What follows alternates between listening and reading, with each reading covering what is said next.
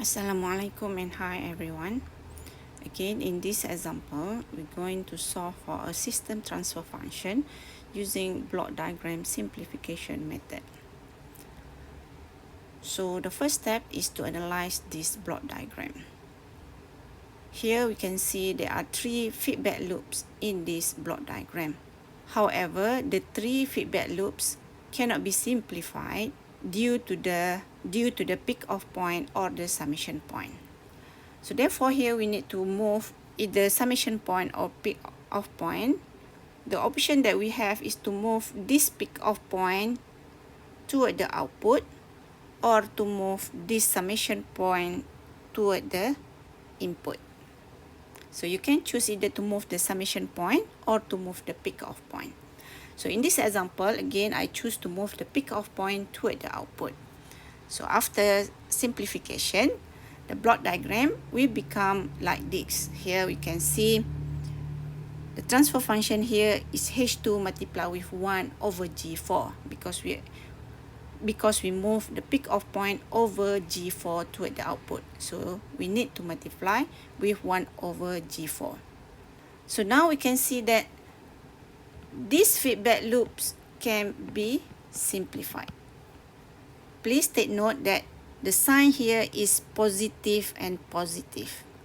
Therefore, the equation that you're going to use will be G over 1 minus GH. Because the sign is positive, the sign here will be negative. So G is G3, G4, and H is H1. So putting G and H into the equation, you get the transfer function is G3, G4 over 1 minus G3, G4, H1. Okay, now the feedback loops that can be solved is these feedback loops. Again, similar to the previous one, we use G over 1 plus GH because the sign is negative. So therefore the equation will be G over 1 plus GH with G is equal to G2, G3, G4 over 1 minus G3, G4, H1, and H is H2 over G4. So by putting G and H into the equation of feedback loops, the transfer function will become G2, G3, G4 over 1 minus G3, G4, H1 plus G4, G3, H2. So now the block diagram has become like this.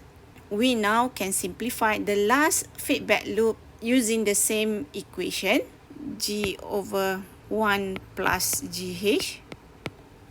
So again, G is this term here. This is G, and this one here is H.